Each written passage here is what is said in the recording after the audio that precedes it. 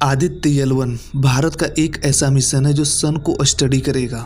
2 सितंबर 2023 को इसरो ने आदित्य एल1 को लॉन्च किया। चंद्रयान 3 के सक्सेस के बाद दुनिया भर की नज़र अब आदित्य एल1 पर है।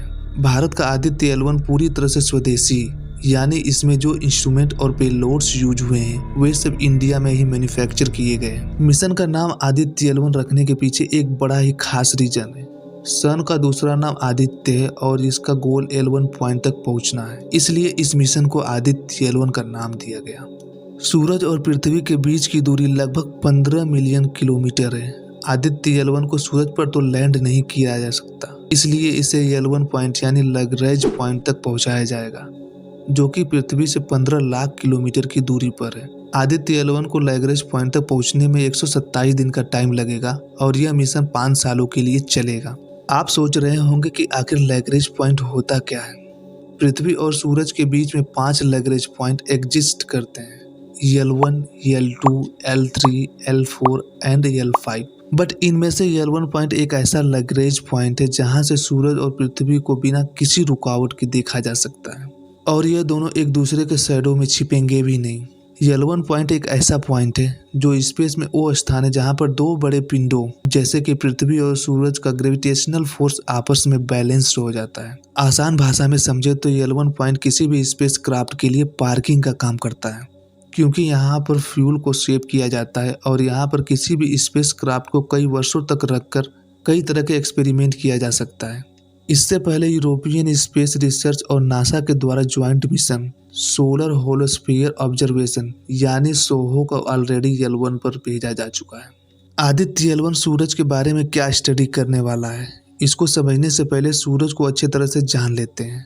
सूरज का डायमीटर पृथ्वी के डायमीटर से 109 गुना बड़ा है और वजन में यह धरती से 3,33,000 गुना ज्यादा भारी है। सूरज के अंदर अलग अलग तरह के लेयर्स होते हैं। सूरज के सबसे अंदर कोर होता है। इस कोर के अंदर न्यूक्लियर फ्यूजन के रिएक्शंस होते हैं, जहां पर हाइड्रोजन और हीलियम की गैस एनर्जी में कन्वर्ट हो जाती है। इसी एनर्जी से सनलाइट पैदा होती है और एनर्जी निकलती है जो हमें पृथ्वी पर भी महसूस होती है। कोर का टेम्परेचर 15 मिलियन डिग्री सेल्सियस तक जा सकता है। इसके बाहर के लेयर को रेडियोएक्टिव जोन कहते हैं। तीसरे लेयर को कन्वेक्टिव जोन कहते हैं। अगली लेयर जो आती है इसे फोटोस्फीयर कहते हैं। इसे सूरज का सरफेस भी कहा जाता है। वैसे तो यहाँ पर सिर्फ गर्म गैस और प्लाज्मा ही मौजूद होते हैं, जिसके कारण एटमॉस्फेयर की लोवेस्ट लेयर भी कहा जाता है इसे। यहाँ पर तापमान 5500 डिग्री सेल्सियस तक कम हो जाता है। इसके ऊपर आता है क्रोमोस्फीयर लेयर, जहाँ पर टेम्परेचर फिर से बढ़ने लगता है, जो 6000 डिग्री सेल्सियस से 20,000 डिग्री सेल्सियस तक पहुँच जाता है। और सन के सबसे ऊपरी लेयर जिसे कोरोना कहा जाता है। कोरोना लेयर बहुत ही ज्यादा गर्म होता है, 1 से 3 मिलियन डिग्री सेल्सियस तक गर्म होता है। सूरज का कोर गर्म होता है, फिर उसके ऊपर के लेयर थोड़े कम गर्म होते हैं और कोरोना लेयर जो सबसे ऊपरी लेयर होता है बहुत ही गर्म होता है। आखिर इसके पीछे रीजन क्या है, यह अभी तक मिस्ट्री बनी हुई है। आदित्य L1 के मिशन से फोटोस्फीयर, क्रोमोस्फीयर और कोरोना की स्टडी की जाएगी। आखिर इतने दूर से इसे कैसे स्टडी किया जाएगा।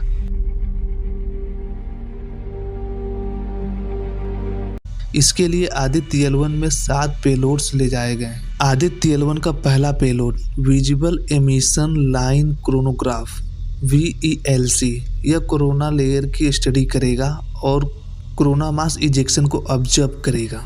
दूसरा payload solar ultraviolet imaging telescope SUIT यह सूरज की फोटोस्फीयर और क्रोमोस्फीयर की फोटोज अल्ट्रावायलेट स्पेक्ट्रम में लेगा।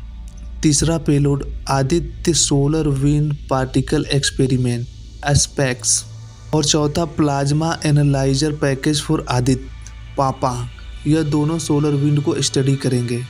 पांचवा payload solar low energy x-ray spectrometer SoLEXS और छठा high energy L1 orbiting x-ray spectrometer HEL1OS यह दोनों सूरज से निकलने वाली एक्सरे को स्टडी करेंगे। और लास्ट पेलोड है मैग्नेटोमीटर, जिसका काम है मैग्नेटिक फील्ड को मेजर करना जो L1 पॉइंट पर आ रही है। इन 7 पेलोड में से 4 पेलोड सूरज की स्टडी करेंगे और 3 पेलोड L1 पॉइंट के आसपास के एटमॉस्फेयर को ऑब्जर्व करेंगे।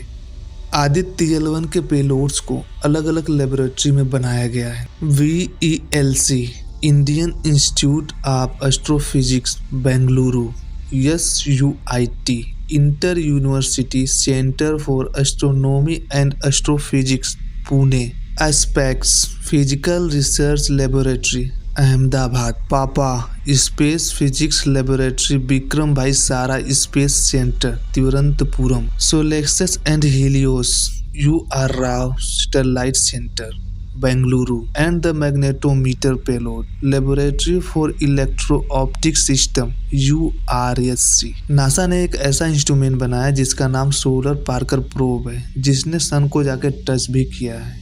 इसके बारे में जानने के लिए इस वीडियो पर क्लिक करके देखें। क्या हमारा सौर मिशन सक्सेस हो पाएगा और किसी भी स्पेस क्राफ्ट को हमेशा श्रीहरिकोटा से ही क्यों लॉन्च किया जाता है? कमेंट बॉक्स में जरूर बताएं। अगर वीडियो पसंद आए तो चैनल को सब्सक्राइब जरूर करें।